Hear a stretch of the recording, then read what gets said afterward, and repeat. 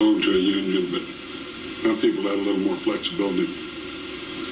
Anyway, here we go. Mr. Sam Dene wishes to speak on item A8. Here we go. Sam Dene, the 5-ton elephant who's been in the room for the last 18 years, virtually every single meeting. And I'm going to have a few things to say, and I want to speak about philosophy. And listening to this last 30 minutes of dissertation, and I don't want to say Mr. Ferraza isn't correct, but all I can think of is switch and bait. Switch and bait. Here we are in this giant building you never should have bought, $20 million down the drain. Why don't you discuss how to get out of this, how to back away from it, what to do about it? Instead, you're arguing about basically minutiae of whether or not a fellow should come in on overtime with 5 hours or 3 hours or this or that.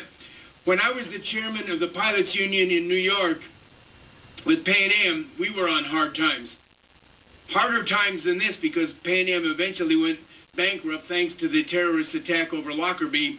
But we had lots of rules that some folks would say, well, that's a lot of hanky-panky, and I'm not siding.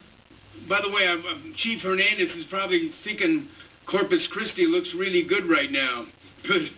But when I was the chairman there, we had these rules, and I'm not saying that I was the one who carried the flag all the way, because others were with me, and we just went and unilaterally changed a lot of the rules that had developed through the years. And I don't want to use the word feather bedding, but I guess we could almost say that. We changed a lot of those rules, flew more hours, took pay cuts, did all the things that were necessary.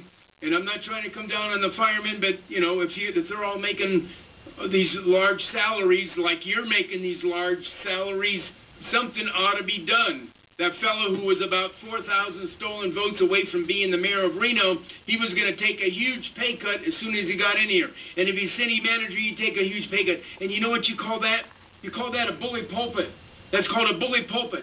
So when each of you take a big pay cut down from your already bloated salaries, then you can go to the firemen and the policemen and the other workers and say, hey, look it. These are bad times. For 1 year, we're going to change everything. Here are the rules. And even as I'm not saying it should be so dire as to bring in private firemen and stuff like that, because how good do you know they are? When I first saw this thing about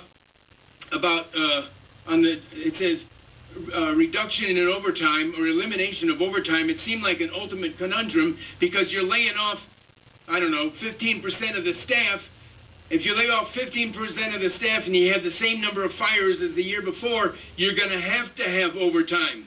But I see what she's getting at. She was getting at the concept of these little nitpicky rules are costing a lot of money, and they ought to be eliminated or at least changed, and I agree with that. But I think the philosophy of picking on the firemen and the policemen is bait and switch, because you're not without sin. Well, we've all taken